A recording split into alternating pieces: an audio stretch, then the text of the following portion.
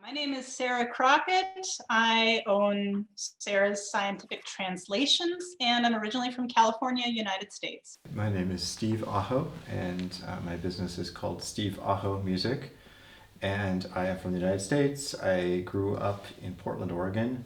I was born in Washington State, and I've lived in a lot of different places, but the last 12 years I was living in LA. I'm Marjorie Rosenberg, and I come from New Jersey. But I have been in Graz since 1981. I'm Samantha Stites. My business here is called Studio Stites, and I'm originally from New York City, but I spent the last 10 years before moving here in Los Angeles, California. My name is Jean-Pierre Kalinian, and my business is Epic Consulting. And I'm originally from Massachusetts in the United States.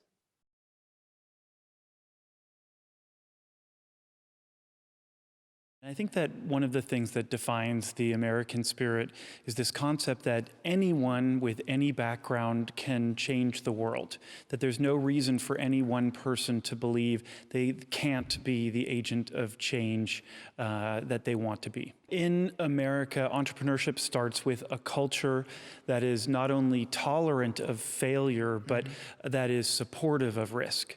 And so people feel emboldened in the US to stake it all, to go out and to give everything with the idea that they may fail.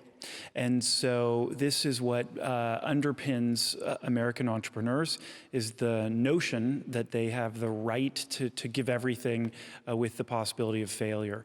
And then, of course, there's an ecosystem in the US that supports these individuals, that allows them to raise capital, to attract like-minded people, to find the resources that they might require, and to help them initiate their project. Even in the US, we have an emphasis on regulatory and tax structure that supports these entrepreneurs. They don't pay tax on money they haven't made. They are not regulated in the way a large business would be regulated. And the idea is, until they are no longer these fragile small companies, we do whatever we can to support them so that they have the best chance of growth. When I was 8 years old, I set up a lemonade stand in front of our house, and I tried to sell lemonade, and this had mixed success.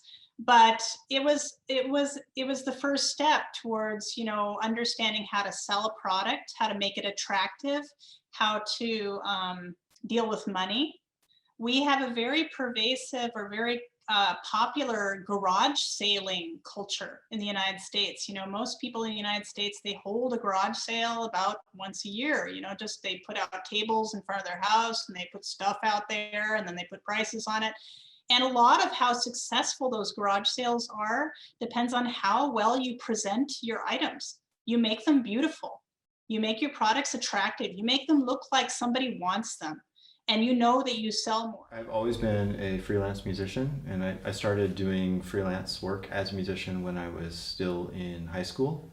I think around 14 or 15, I did my first gig that was paying, and it just never really stopped.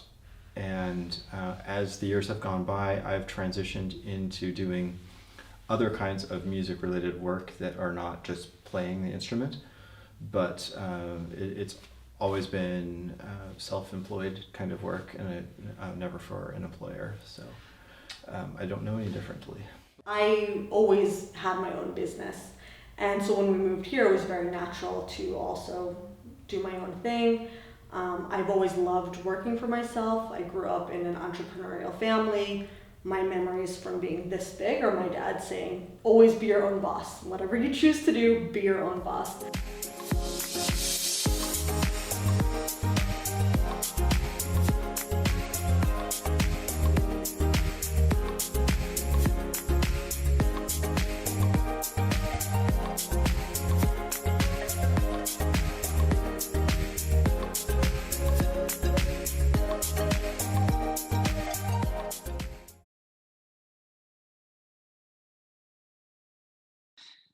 Yeah, I think one of the advantages that I had in coming to Austria and being an American is that I was not scared of beginning from nothing. You know, we see in our normal environment in the United States, we see all sorts of rags to riches stories or success stories where people start with very limited capital, very limited resources, and they still manage to make something amazing out of themselves. And so I think when I started down this path of self-employment, I sort of looked at it that way. I focused down on what do I have that's unique? What do I have that I can offer here that people want? Because I'd just gone through an entire year of rejection over and over and over again. And that was also something I remember that I had to sort of emotionally overcome, is that after experiencing rejection and being on unemployment for 1 year, my self-esteem and my belief in my own abilities was totally in like the pit of despair. And so I had to really look at what I could do critically and reassure myself that I still had something to offer. I still had something to offer the people in the public. So I fell back on proofreading and copy editing because I knew I could read. I knew I could read well. I knew I had an excellent command of the English language and grammar, and I thought I could do it. And so then I just started from there. Well, it's definitely been a learning curve for me with being in Styria, and I studied German in university and already spoke German before we moved here. But learning Styrian German has been very challenging, but I enjoy it a lot, and actually I do a weekly coaching to learn different dialects, mostly to learn to understand them, not really, I don't think I'll ever speak them with any amount of authenticity, but it's absolutely essential to be able to understand and to be able to relate to people and you know, without that, I don't think I'd be able to really work here. And playing with bands, working with bands here, everything's in German and everything's in a lot of dialect, and it would just not work if I didn't make some effort.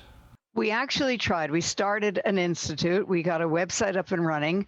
We ran a couple courses, and then both of us just said, this is just too much. We're not getting anything more than we would get. I mean, my friend was employed at a gymnasium in Graz. So, you know, for her to have a company on the side, it wasn't really helpful. And I had all my work through, well, I was at Vifi, and then I was at Campus. I was at at the FH in Kapfenberg, and then I was at the University of Graz. I was there for 9 years in the language department.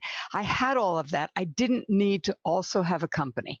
And the self-employed laws, whether there would have been a difference, I mean, we are allowed to deduct things anyway from our taxes. I always had a tax advisor, at least for the past, 20 years, because it's just too complicated to do that if you are self-employed and have a variety of sources of income.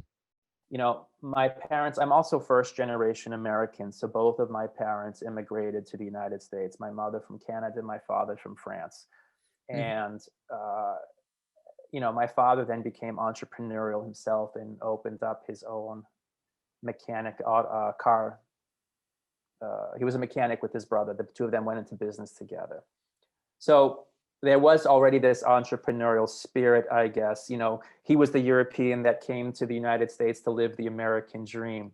And I am kind of, in a way, was the American that has now come to Austria to live the Austrian dream, let's say, I guess, and become entrepreneurial here. So I guess it was already kind of, let's say, in the genes, or in at least it was in the family system.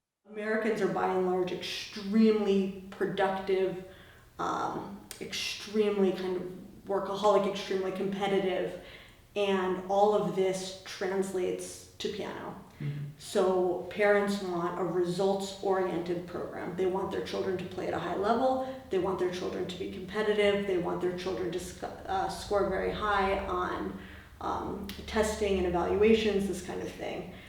Of course, they also like the holistic approach, but music is about developing skills.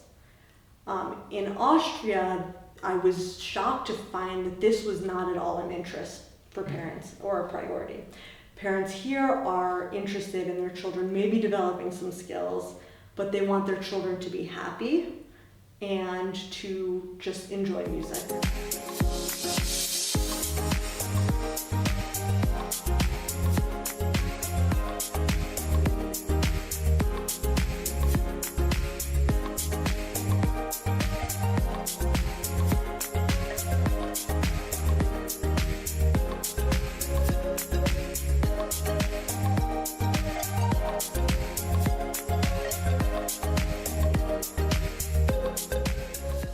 I won't lie to you, my heart is a little bit green, or as the Landeshauptmann tells me, white and green, and said in that order, which I do. But you know, entrepreneurs don't work in a vacuum. And Styria, to me, is reminiscent a bit of Northern California, where I'm from, where I have my vineyards and my cultural pursuits, as well as my businesses. Here in Styria, you also have you know, a wine region, you have a variety of industries, culture, the city of Graz, of course, you know, a UNESCO World Heritage Site, heavily cultural, similar in some ways to San Francisco in its physical beauty. And this is the environment that the entrepreneur works in. And as I said, we don't work in a vacuum, and these other elements of the region affect our desire to stay, our desire to be productive, and the larger ecosystem. And so I think Styria has many of the elements as a region that would foster entrepreneurship and that remind me of my own Silicon Valley.